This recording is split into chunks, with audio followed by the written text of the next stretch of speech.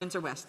Thank you, Madam Speaker. I thank my colleague for who knows the border better than anybody else I know in this chamber, having to deal with it from an economic and social perspective, and has shown that on a regular basis. And just really briefly, Madam Speaker, it's absolutely correct. And what isn't talked about during this outsourcing enough is our exposure by personal privacy and information that the Conservatives and the Liberals continue to do by this outsourcing that also goes global. And we have little control over that. So by doing it, reward friends, higher prices, less accountability, and more corruption. Resuming debate, the honourable member Battle River Crowfoot. Thank you very much, Madam Speaker. And just as I begin, I would note that I'm sharing my time with my friend and colleague, the honourable member from Brantford Brant. I'll be splitting my time. Madam Speaker, I find it fascinating that the member that just finished his speech from the NDP claimed to not understand the context for a question that was very direct, whether or not that member and the NDP would support a motion of non-confidence. To put the line in the sand, or the red line, I believe is what they called it at the previous NDP convention, where members of the NDP were not very happy, party members of the NDP were not happy with their leader and the direction that they were going when it comes to propping up the Liberal government and the scandal and corruption, the waste, the mismanagement that is happening. And yet that member, when given a very clear opportunity to put on the record that he would vote non-confidence, he refused to do so.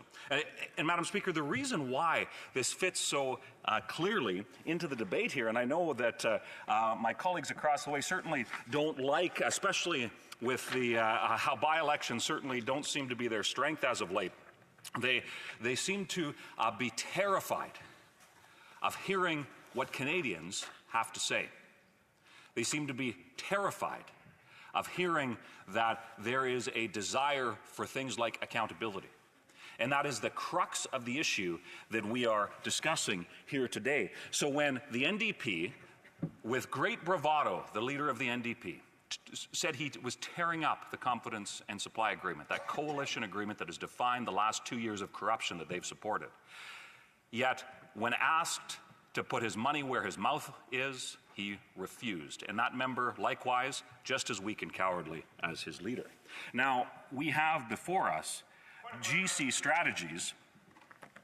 Point of order, the honourable member for Windsor West. I will not sit here and be told I'm a coward. And I think that's unparliamentary. I'd ask the member to retract that, to actually call me a coward in this chamber when I have fought with my constituents to get representation for Windsor West to speak what I feel and what they believe in this chamber, and not to be bullied by that member. I will not take it here in the chamber. I won't take it back behind closed doors. I am not a coward.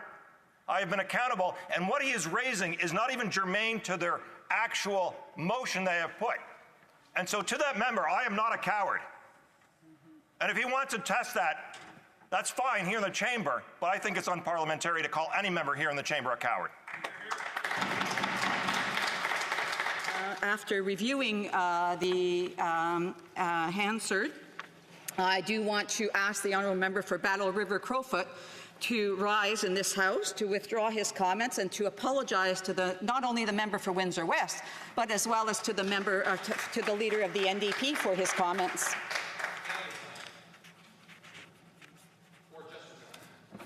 And I would ask the Deputy Government House Leader to please hold off to any input that he has. I apologize and withdraw.